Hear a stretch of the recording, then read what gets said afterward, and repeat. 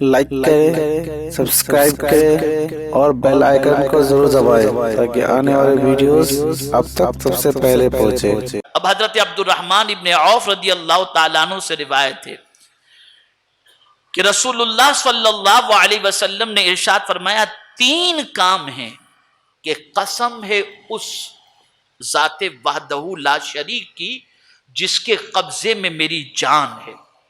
حضرت عبد الرحمن ابن عوف راوی ہیں اور سرکار قسم کھا کر کے فرماتے ہیں کہ اس رب قدیر کی قسم جس کے قبضے قدرت میں میری جان ہے، تین کام ہیں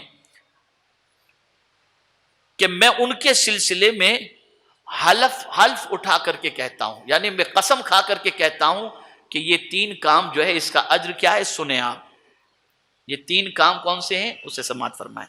سرکار نے فرمایا، صدقہ کرنے سے مال کم نہیں ہوتا، یعنی اس بات پر حضور حلف اٹھا رہے ہیں، قسم کھا کر کہہ رہے ہیں صدقہ کرنے سے کیا نہیں ہوتا، مال کم۔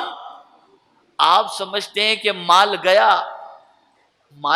نہیں، مال آیا۔ اور یہاں ایک بات میں عرض کر دوں، جب بھی فیصلہ کرنا ہو، بہت نکتے کی بات عرض کرنا ہو، جب بھی فیصلہ کرنا ہو اور فیصلے کے موقع پر ایک طرف ایمان ہو اور دوسری طرف عقل ہو، تو ایمان پر فیصلہ کرنا، عقل پر فیصلہ مت کرنا۔ اب سمجھاتا ہوں آپ کو، آپ کے پاس 10,000 ہیں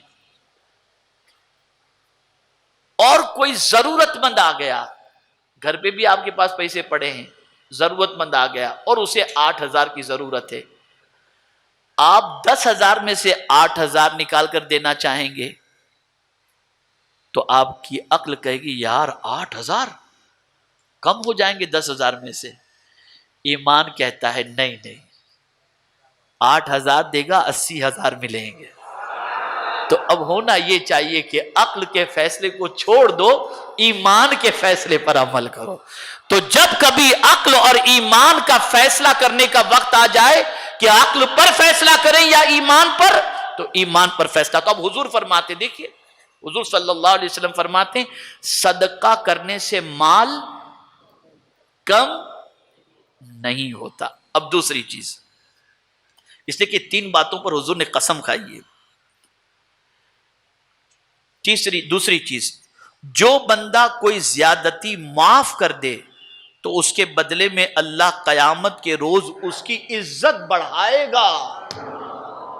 یعنی اگر کسی نے آپ پر زیادتی کی، آپ کو گالی دی، آپ کو برا بھلا کہا، آپ کی آبرو سے کھیلنے کی کوشش کی اور آپ نے نظر انداز کر دیا، معاف کر دیا، چھوڑو میرا بھائی یہ مسلمان ہے نا، کہاں یار، اللہ اس کو معاف کر دے، اللہ اس کو صحیح سمجھ عطا فرمائے۔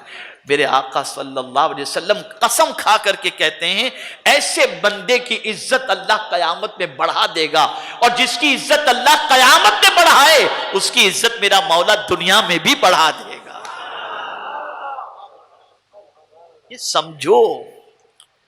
اور تیسری چیز، میرے آقا صلی اللہ علیہ وسلم نے ارشاد فرمایا کہ تم معاف کر دیا کرو، اگر تمہارے ساتھ کوئی زیادتی کرے نا تو معاف کر دیا کرو، اللہ تعالیٰ تمہیں عزت بخشے گا۔ میرے پیارے آقا صلی اللہ علیہ وسلم کے پیارے دیوانوں، ہاں تیسری بات، جو شخص اپنے لیے بھیک مانگنے کا دروازہ کھولتا ہے، جو شخص اپنے لیے بھیک مانگنے کا دروازہ کھولتا ہے، اللہ تعالیٰ اس کے لیے غربت کا دروازہ کھول دیتا ہے۔